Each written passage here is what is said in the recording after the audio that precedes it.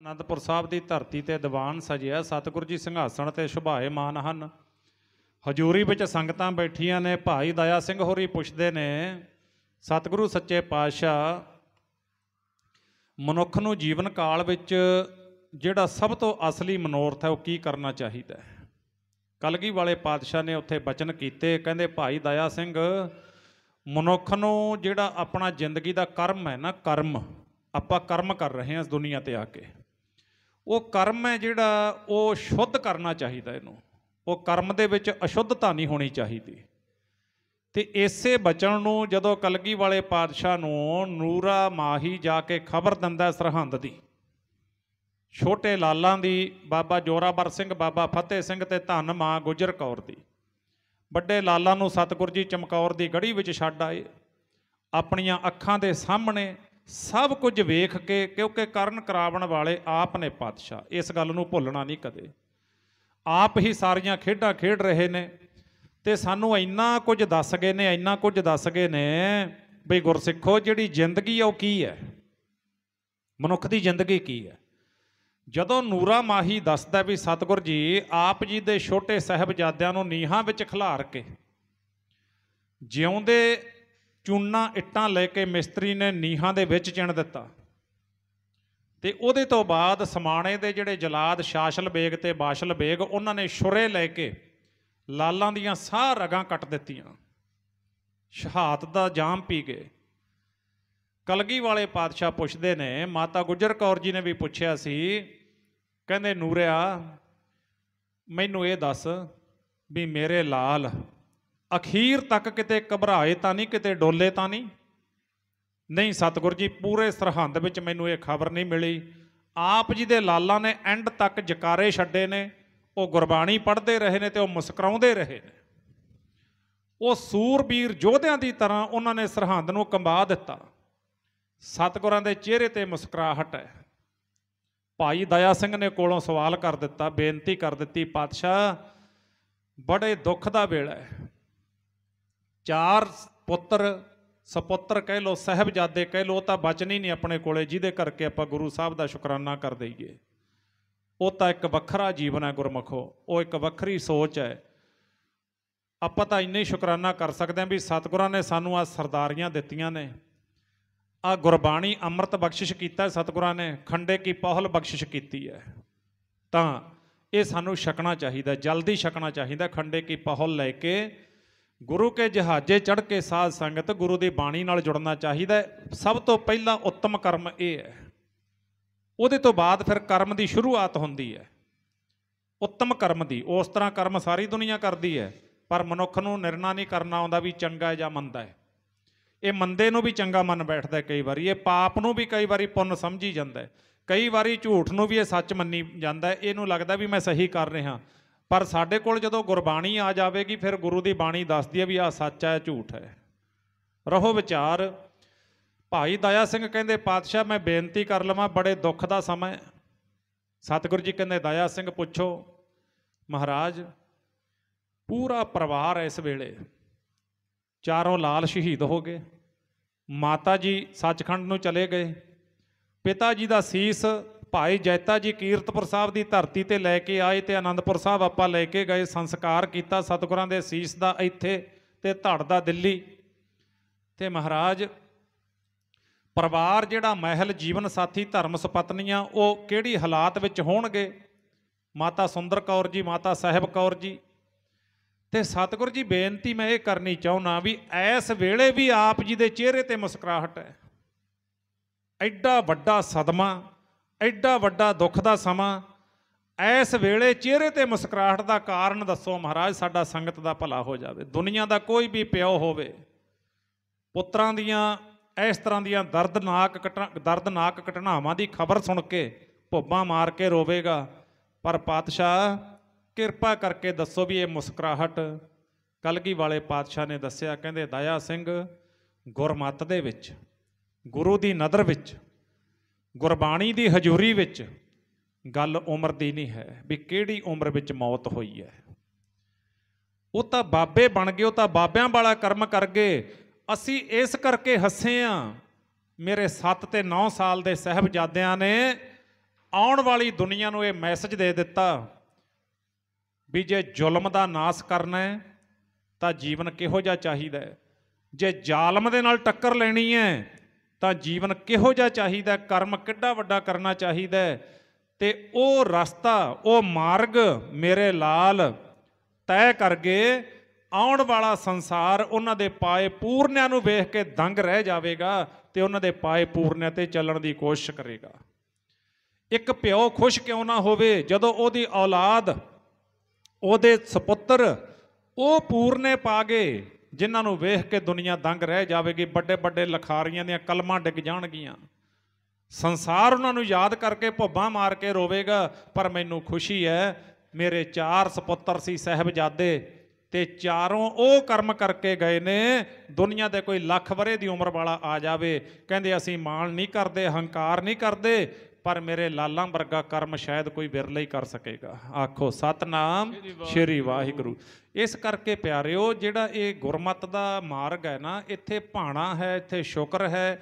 ਇੱਥੇ ਤਾਂ ਉਹ ਬੀਬੀਆਂ, ਮਾਣਯੋਗ ਬੀਬੀਆਂ, ਜਦੋਂ ਜ਼ਕਰੀਆ ਖਾਂ ਸਿੰਘਾਂ ਦੇ ਸਿਰਾਂ ਦੇ ਮੁੱਲ ਪਾਉਂਦਾ ਹੈ ਤੇ ਮੀਰ ਮੰਨੂ ਦੀ ਜੇਲ੍ਹ ਦੇ ਵਿੱਚ ਬੀਬੀਆਂ ਨੂੰ ਜਿਹੜਾ ਹੈਗਾ ਸਾਧ ਸੰਗਤ ਚੱਕੀਆਂ ਪੀਸਣੀਆਂ, ਤੇ ਚੱਕੀਆਂ ਪੀਸਣ ਦੇ ਨਾਲ ਉਹ ਵੀ ਬੀਬੀਆਂ ਸੀ ਵਿੱਚ, ਜਿਨ੍ਹਾਂ ਮਾਣਯੋਗ ਬੀਬੀਆਂ ਦੇ ਗੋਦ ਦੇ ਵਿੱਚ ਛੋਟੇ ਛੋਟੇ ਬੱਚੇ ਸੀ, ਧੀਆਂ ਸੀ, ਪੁੱਤਰ ਖੇਡਦੇ ਸੀ, ਉਹਨਾਂ ਨੂੰ ਵੀ ਉਹ ਪਕੜ ਕੇ ਬੰਦੀ ਬਣਾ ਕੇ ਲੈ ਗਿਆ।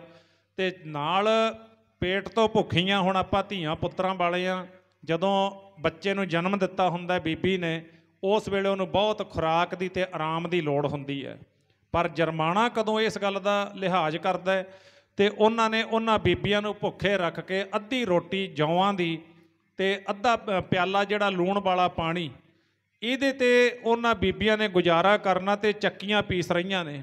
ਜਦੋਂ ਵੇਖਿਆ ਇਹਨਾਂ ਦਾ ਸਿਦਕ ਨਹੀਂ ਡੋਲ ਰਿਹਾ, ਇਹ ਬੀਬੀਆਂ ਧਰਮ ਵਿੱਚ ਇੰਨੀਆਂ ਪ੍ਰਪੱਕ ਨੇ, ਇਹ ਸਿਦਕੋਂ ਡੋਲ ਨਹੀਂ ਰਹੀਆਂ। ਆਪਾਂ ਨੂੰ ਗੱਲ ਹੌਸਲੇ ਦੀ ਕਰ ਰਹੇ ਆ, ਗੱਲ ਆਸਰੇ ਦੀ ਕਰ ਰਹੇ ਆ। ਤੇ ਗੁਰਮਖੋ, ਉਹ ਤੋਂ ਵੱਡਾ ਜੋ ਦਾਸ ਨੇ ਪਹਿਲਾਂ ਵੀ ਬੇਨਤੀ ਕੀਤੀ ਹੈ, ਹੁਣ ਵੀ ਇਹ ਤੋਂ ਵੱਡਾ ਦੁੱਖ ਇੱਕ ਮਾਂ ਵਾਸਤੇ ਨਹੀਂ ਹੋ ਸਕਦਾ, ਜੋ ਅੱਗੇ ਆਪਾਂ ਵਿਚਾਰ ਕਰਾਂਗੇ। ਤੇ ਇਹ ਸਿਦਕੋਂ ਨਹੀਂ ਡੋਲ ਰਹੀਆਂ, ਇਹਨਾਂ ਦਾ ਸਿਦਕ ਡਲਾਉਣਾ ਹੈ।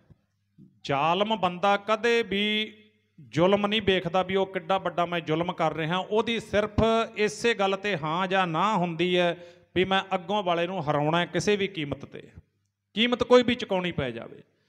ਤੇ ਉਸ ਵੇਲੇ ਕੀ ਹੋਇਆ, ਕਿਉਂਕਿ ਉਹ ਦੋਸ਼ ਜਾਂ ਨਿਰਦੋਸ਼ ਨਹੀਂ ਵੇਖਦਾ ਵੀ ਇਹਦੇ ਵਿੱਚ ਦੋਸ਼ ਹੈਗਾ ਜਾਂ ਇਹ ਨਿਰਦੋਸ਼ ਹੈ। ਹੁਣ ਪੰਚਮ ਪਾਤਸ਼ਾਹ ਮਹਾਰਾਜ ਜੀ ਦਾ ਸ਼ਹੀਦੀ ਦਿਵਸ ਲੰਘ ਕੇ ਗਿਆ, ਤੁਸੀਂ ਸਿਆਣੇ ਸੱਜਣ ਬੈਠੇ ਹੋ ਜਾਂ ਦੁਨੀਆ ਭਰ ਦੇ ਵਿੱਚ ਸਿਆਣੇ ਜਿਹੜੇ ਗੁਰੂ ਕੀਆਂ ਸੰਗਤਾਂ ਨੇ, ਕਦੇ ਕਿਸੇ ਇਤਿਹਾਸ ਵਿੱਚ ਉਹ ਪੜ੍ਹਿਆ ਵੀ ਪੰਜਵੇਂ ਪਾਤਸ਼ਾਹ ਮਹਾਰਾਜ ਦਾ ਆਹ ਦੋਸ਼ ਸੀ ਇਸ ਕਰਕੇ ਸਜ਼ਾ ਦਿੱਤੀ? ਨਹੀਂ। ਜਿਹੜਾ ਮਰਜ਼ੀ ਇਤਿਹਾਸ ਪੜ੍ਹ ਲਓ, ਸਿੱਖ ਇਤਿਹਾਸ, ਨਾ ਪੰਜਵੇਂ ਪਾਤਸ਼ਾਹ ਮਹਾਰਾਜ ਦਾ ਕੋਈ ਦੋਸ਼, ਨਾ ਛੇਵਿਆਂ ਦਾ ਕੋਈ ਦੋਸ਼, ਨਾ ਨੌਵੇਂ ਸਤਿਗੁਰੂ ਗੁਰੂ ਤੇਗ ਬਹਾਦਰ ਮਹਾਰਾਜ ਜੀ ਦਾ ਕੋਈ ਦੋਸ਼, ਨਾ 10ਵੇਂ ਪਾਤਸ਼ਾਹ ਮਹਾਰਾਜ ਜੀ ਦਾ ਕੋਈ ਦੋਸ਼, ਨਾ ਗੁਰੂ ਕੇ ਲਾਲਾਂ ਦਾ ਕੋਈ ਦੋਸ਼, ਨਾ ਭਾਈ ਤਾਰੂ ਸਿੰਘ ਦੋਸ਼ੀ ਹੈ, ਤੇ ਨਾ ਭਾਈ ਸ਼ਬੇਗ ਸਿੰਘ ਤੇ ਸ਼ਾਹਬਾਜ਼ ਸਿੰਘ ਦੋਸ਼ੀ ਨੇ, ਨਾ ਭਾਈ ਮਤੀ ਦਾਸ, ਭਾਈ ਸਤੀ ਦਾਸ, ਭਾਈ ਦਿਆਲਾ ਜੀ, ਇਹਨਾਂ ਵਿੱਚ ਕੋਈ ਦੋਸ਼ ਨਹੀਂ। ਪਰ ਸਜ਼ਾਵਾਂ ਕੀ ਦਿੱਤੀਆਂ? ਸਜ਼ਾਵਾਂ ਉਹ ਦਿੱਤੀਆਂ ਜਿਨ੍ਹਾਂ ਨੂੰ ਪੜ੍ਹ ਸੁਣ ਕੇ ਰੌਂਗਟੇ ਖੜੇ ਹੋ ਜਾਂਦੇ ਨੇ, ਦਿਲ ਭੁੱਬਾਂ ਮਾਰ ਕੇ ਰੋਂਦਾ। ਕਿਉਂ? ਜਿਸ ਦੇਸ਼ ਵਿੱਚ ਕੋਈ ਦਲੀਲ ਅਪੀਲ ਨਾ ਹੋਵੇ, ਉੱਥੇ ਨਿਆਂ ਦੀ ਆਸ ਆਪਾਂ ਕਿੱਥੋਂ ਕਰ ਸਕਦੇ ਹਾਂ? ਜਿਸ ਦੇਸ਼ ਦੀ ਹਾਈ ਕੋਰਟ ਵਿਕ ਜਾਵੇ, ਜਿਸ ਦੇਸ਼ ਦੀ ਸੁਪਰੀਮ ਕੋਰਟ ਵਿਕ ਜਾਵੇ, ਜਿਨ੍ਹਾਂ ਨੇ ਸਾਧ ਸੰਗਤ ਸਮਝੌਤੇ ਕਰਨੇ ਹੁੰਦੇ ਨੇ, ਜਿਨ੍ਹਾਂ ਨੇ ਨਿਆਂ ਦੇਣਾ ਹੁੰਦਾ, ਜੇ ਉਹੀ ਲੋਕ ਵਿਕ ਗਏ, ਜਿਸ ਦੇਸ਼ ਦਾ ਮੀਡੀਆ ਵਿਕ ਜਾਵੇ, ਉਸ ਦੇਸ਼ ਨੂੰ ਇਨਸਾਫ ਦੀ ਆਸ ਕਿੱਥੇ ਰਹਿ ਸਕਦੀ ਹੈ? ਬਿਲਕੁਲ ਨਹੀਂ। ਇਸ ਕਰਕੇ ਇਹ ਬੜੀ ਤਰਸਯੋਗ ਗੱਲਾਂ ਨੇ, ਬੜੀਆਂ ਦੁਖਦਾਈ ਗੱਲਾਂ ਨੇ। ਇਹ ਆਪਣੇ ਨਾਲ ਪਹਿਲਾਂ ਵੀ ਹੁੰਦਾ ਆਇਆ, ਅੱਜ ਵੀ ਹੋ ਰਿਹਾ, ਤੇ ਸਾਧ ਸੰਗਤ ਜੇ ਨਾ ਜਾਗਾਂਗੇ ਤਾਂ ਇਹ ਇਸੇ ਤਰ੍ਹਾਂ ਹੁੰਦਾ ਰਹੇਗਾ। ਤੇ ਉਸ ਵੇਲੇ ਜ਼ਾਲਮ ਨਹੀਂ ਵੇਖਦਾ ਵੀ ਮੈਂ ਜ਼ੁਲਮ ਕਿੰਨਾ ਕੁ ਕਰਨਾ ਹੈ, ਉਹਨੇ ਵੇਖਿਆ ਵੀ ਇਹ ਸਿਦਕੋਂ ਨਹੀਂ ਡੋਲਦੀਆਂ। ਸਾਧ ਸੰਗਤ ਫਿਰ ਕੀ ਕੀਤਾ? ਜਲਾਦਾਂ ਨੂੰ ਬੁਲਾਇਆ, ਕਹਿੰਦਾ ਇਉਂ ਕਰੋ, ਇਉਂ ਕਰੋ, ਇਹਨਾਂ ਦੇ ਜਿਹੜੇ ਬੱਚੇ ਖੇਡ ਰਹੇ ਨੇ ਨਾ ਗੋਦੀਆਂ ਵਿੱਚ, ਮੋਟੀਆਂ ਲੱਕੜਾਂ ਰਖਾ ਲੀਆਂ ਤੇ ਨਾਲ ਲੈ ਲੈ ਸਾਧ ਸੰਗਤ ਛੁਰੇ। ਕਹਿੰਦੇ ਇਉਂ ਕਰੋ, ਕੱਲੀ ਕੱਲੀ ਬੀਬੀ ਦੀ ਗੋਦ ਦੇ ਵਿੱਚੋਂ ਹੁਣ ਉਹ ਬੱਚੇ ਪੇਟ ਤੋਂ ਭੁੱਖੇ, ਹੁਣ ਛਾਤੀ ਵਿੱਚ ਦੁੱਧ ਤਾਂ ਉਦੋਂ ਆਵੇਗਾ ਨਾ ਜਦੋਂ ਮਾਂ ਖੁਰਾਕ ਲਵੇਗੀ। ਜੇ ਹੁਣ ਮਾਂ ਨੂੰ ਖੁਰਾਕ ਕੋਈ ਨਹੀਂ, ਫਰੀਦਾ ਬੁਰੇ ਦਾ ਭਲਾ ਕਰ, ਗੁੱਸਾ ਮਨ ਨਾ ਹੰਢਾਏ, ਦੇਹੀ ਰੋਗ ਨਾ ਲੱਗੇ ਪੱਲੇ ਸਭ ਕੁਛ ਪਾਏ। ਤੇ ਉਧਰ ਐਸਾ ਕੰਮ ਮੂਲੇ ਨਾ ਕੀਚੈ ਜਿਤ ਅੰਤ ਪਛੋਤਾਈ ਹੈ। ਹੁਣ ਉਹਨੇ ਕੀ ਕੀਤਾ, ਬੱਚੇ ਛਾਤੀਆਂ ਚੂੰਡ ਰਹੇ ਨੇ, ਪੇਟ ਤੋਂ ਭੁੱਖੇ ਨੇ, ਬੀਬੀਆਂ ਪੇਟ ਤੋਂ ਭੁੱਖੀਆਂ ਨੇ, ਪਰ ਸ਼ੁਕਰ ਵਿੱਚ ਨੇ, ਭਾਣੇ ਵਿੱਚ ਨੇ। ਗੁਰੂ ਨੂੰ ਕੋਈ ਉਲਾਂਭਾ, ਕੋਈ ਗਿਲਾ ਸ਼ਿਕਵਾ ਨਹੀਂ, ਬਿਲਕੁਲ ਨਹੀਂ, ਆਨੰਦ ਵਿੱਚ। ਕਿਉਂਕਿ ਉਹਨਾਂ ਦਾ ਆਸਰਾ ਗੁਰਬਾਣੀ ਹੈ, ਉਹਨਾਂ ਦਾ ਆਸਰਾ ਪਰਮੇਸ਼ਰ ਹੈ। ਉਹਨਾਂ ਨੇ ਸਗਲ ਦੁਆਰ ਕਉ ਛਾੜ ਕੇ ਗਾਹਿਓ ਤੁਹਾਰੋ ਦੁਆਰ, ਬਾਹੇ ਗਹੇ ਕੀ ਲਾਜ ਆਸ, ਗੋਬਿੰਦ ਦਾਸ ਤੁਹਾਰ। ਤੇ ਸਾਧ ਸੰਗਤ ਤੇ ਉਹਨਾਂ ਨੇ ਮਨ ਵਿੱਚ ਇਹ ਜਿਹੜੀ ਭਾਵਨਾ ਬਣਾਈ ਹੁੰਦੀ ਹੈ, ਸਾਧ ਸੰਗਤ ਜੀ ਸੁਣੋ ਪ੍ਰੇਮ ਨਾਲ।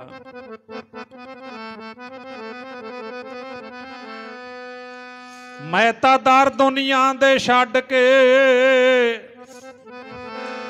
ਤੇਰੇ ਦਰ ਆਇਆ ਵਾਹਿਗੁਰੂ। ਮੈਂ ਤਾਂ ਦਰ ਦੁਨੀਆ ਦੇ ਛੱਡ ਕੇ ਤੇਰੇ ਦਰ ਆਇਆ ਮਾਲਕਾ। ਮੈਂ ਤਾਂ ਦਰ ਦੁਨੀਆ ਦੇ ਛੱਡ ਕੇ ਤੇਰੇ ਦਰ ਆਇਆ ਮਾਲਕਾ। ਮੈਂ ਤਾਂ ਦਰ ਦੁਨੀਆ ਦੇ ਛੱਡ ਕੇ ਤੇਰੇ ਦਰ ਆਇਆ ਮਾਲਕਾ। ਮੈਂ ਤਾਂ ਦਰ ਦੁਨੀਆ ਦੇ ਛੱਡ ਕੇ ਤੇਰੇ ਦਰ ਆਇਆ ਵਾਹਿਗੁਰੂ। ਮੈਂ ਤਾਂ ਦਰ ਦੁਨੀਆ ਦੇ ਛੱਡ ਕੇ ਤੇਰੇ ਦਰ ਆਇਆ ਮਾਲਕਾ। ਕਿਸੇ ਦਾ ਕੋਈ ਤੇ ਕਿਸੇ ਦਾ ਕੋਈ ਹੋਣਾ, ਸਾਡਾ ਇੱਕ ਤੂੰ ਹੀ ਮਾਲਕਾ। ਕਿਸੇ ਦਾ ਕੋਈ ਤੇ ਕਿਸੇ ਦਾ ਕੋਈ ਹੋਣਾ, ਸਾਡਾ ਇੱਕ ਤੂੰ ਹੀ ਵਾਹਿਗੁਰੂ। ਕਿਸੇ ਦਾ ਕੋਈ ਤੇ ਕਿਸੇ ਦਾ ਕੋਈ ਹੋਣਾ, ਸਾਡਾ ਇੱਕ ਤੂੰ ਹੀ ਵਾਹਿਗੁਰੂ। ਕਿਸੇ ਦਾ ਕੋਈ ਤੇ ਕਿਸੇ ਦਾ ਕੋਈ ਹੋਣਾ, ਸਾਡਾ ਇੱਕ ਤੂੰ ਹੀ ਵਾਹਿਗੁਰੂ। ਕਿਸੇ ਦਾ ਕੋਈ ਤੇ ਕਿਸੇ ਦਾ ਕੋਈ ਹੋਣਾ, ਸਾਡਾ ਇੱਕ ਤੂੰ ਹੀ ਵਾਹਿਗੁਰੂ। ਕਿਸੇ ਦਾ ਕੋਈ ਤੇ ਕਿਸੇ ਦਾ ਕੋਈ ਹੋਣਾ, ਸਾਡਾ ਇੱਕ ਤੂੰ ਹੀ ਵਾਹਿਗੁਰੂ। ਸਾਡਾ ਇੱਕ ਜੀ ਤੂੰ ਹੀ ਮਾਲਕਾ, ਸਾਡਾ ਇੱਕ ਜੀ ਤੂੰ ਹੀ ਮਾਲਕਾ। ਸਾਡਾ ਇੱਕ ਜੀ ਤੂੰ ਹੀ ਮਾਲਕਾ। ਸਾਡਾ ਇੱਕ ਜੀ ਤੂੰ ਹੀ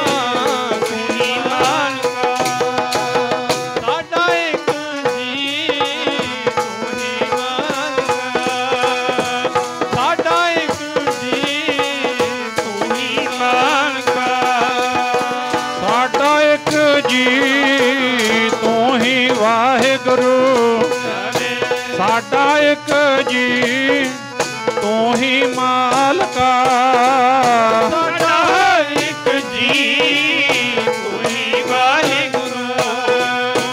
ਸਾਡਾ ਇੱਕ ਜੀ ਤੂੰ ਹੀ ਮਾਲਕਾ। ਸਾਡਾ ਇੱਕ ਜੀ ਤੂੰ ਹੀ ਮਾਲਕਾ। ਸਾਡਾ ਇੱਕ ਜੀ ਤੂੰ ਹੀ ਮਾਲਕਾ। ਕਿਸੇ ਦਾ ਕੋਈ ਤੇ ਕਿਸੇ ਦਾ ਕੋਈ ਹੋਣਾ, ਕਿਸੇ ਦਾ ਕੋਈ ਤੇ ਕਿਸੇ ਦਾ ਕੋਈ ਹੋਣਾ, ਇੱਕ ਤੂੰ ਹੀ ਮਾਲਕਾ। ਕਿਸ ਹੀ ਕੋਈ ਕੋਏ ਮਾਨ ਨਿਵਾਣੀ, ਹਿੱਕ ਤੋਂ ਕਿਉਂ ਨਾ ਮਰੀਜਾ ਰੋਏ, ਜਾ ਲੱਗ ਚਿਤ ਨਾ ਆਵਹੀ। ਤੇ ਉਸ ਵੇਲੇ ਕਹਿੰਦੇ ਬੀਬੀਆਂ ਦੀ ਗੋਦ ਵਿੱਚ ਜਿਹੜੇ ਬੱਚੇ ਖੇਡ ਰਹੇ ਸੀ ਨਾ, ਜਲਾਦਾਂ ਨੂੰ ਹੁਕਮ ਕੀਤਾ। ਕੀ ਹੁਕਮ ਕੀਤਾ? ਧਿਆਨ ਨਾਲ ਸੁਣਨਾ। ਕਹਿੰਦੇ ਗੋਦ ਵਿੱਚੋਂ ਬੱਚਿਆਂ ਨੂੰ ਖਿੱਚੋ, ਲੱਤਾਂ ਤੋਂ ਫੜੋ, ਗਰਦਨ ਤੋਂ ਪਕੜੋ, ਲੱਕੜ ਦੇ ਉੱਪਰ ਰੱਖ ਕੇ ਛੁਰੇ ਦੇ ਨਾਲ ਇੰਨੇ ਬਰੀਕ ਟੁਕੜੇ ਕਰੋ, ਰੱਸੀ ਵਿੱਚ ਪਰੋ ਕੇ ਜਿਹੜੀ ਬੀਬੀ ਦਾ ਬੱਚਾ ਹੈ ਉਸੇ ਦੇ ਗਲ ਵਿੱਚ ਹਾਰ ਬਣਾ ਕੇ ਪਾ ਦਿਓ। ਉਹੀ ਕੀਤਾ। ਜਿੰਨੀਆਂ ਬੀਬੀਆਂ ਦੇ ਬੱਚੇ ਸੀ, ਕੋਈ 6 ਮਹੀਨਿਆਂ ਦਾ, ਕੋਈ 2 ਮਹੀਨਿਆਂ ਦਾ, ਕੋਈ ਸਾਲ ਦਾ, ਤੇ ਗੁਰਮਖੋ ਬੱਚਾ ਵੇਖ ਲਓ ਹੁਣ ਕਿੰਨਾ ਕੋਮਲ ਹੁੰਦਾ ਬੱਚਾ। ਬੱਚੇ ਦੇ ਥੋੜੀ ਜਿਹੀ ਵੀ ਸੱਟ ਲੱਗ ਜਾਵੇ ਨਾ, ਬੰਦੇ ਦਾ ਦਿਲ ਰੋਂਦਾ। ਉਹ ਕੌਣ ਲੋਕ ਸੀ? ਉਹ ਵੇਖਣ ਨੂੰ ਜਿਹੜੇ ਮਨੁੱਖ ਲੱਗਦੇ ਸੀ, ਪਰ ਸੀ ਉਹ ਲਾਸ਼ਾਂ, ਉਹ ਸੀ ਉਹ ਪੱਥਰਾਂ ਦੇ, ਕਿਉਂਕਿ ਮਨੁੱਖ ਇਹ ਕੰਮ ਨਹੀਂ ਕਰ ਸਕਦਾ। ਤਾਂ ਫਿਰ ਕੀ ਹੋਇਆ? ਬੱਚਿਆਂ ਨੂੰ ਮਾਵਾਂ ਦੀ ਗੋਦਾਂ ਵਿੱਚੋਂ ਖਿੱਚ ਕੇ ਸਿਦਕਟ ਲਾਉਣਾ ਸੀ, ਭਾਣੇ ਵਿੱਚੋਂ ਬਾਹਰ ਕਰਨਾ ਸੀ, ਸ਼ੁਕਰ ਵਿੱਚੋਂ, ਹੁਕਮ ਵਿੱਚੋਂ ਜਿਹੜਾ ਸੀ ਉਹਨਾਂ ਨੂੰ ਫੇਲ ਕਰਨ ਦੀ ਕਸਵੱਟੀ ਸੀ। ਤਾਂ ਬੱਚਿਆਂ ਦੇ ਛੋਟੇ ਛੋਟੇ ਟੁਕੜੇ ਕਰਕੇ ਜਿਸ ਮਾਂ ਦਾ ਬੱਚਾ ਰੱਸੀ ਵਿੱਚ ਪਰੋ ਕੇ ਉਸੇ ਮਾਂ ਦੇ ਗਲ ਵਿੱਚ ਹਾਰ ਪਾ ਦਿੱਤਾ।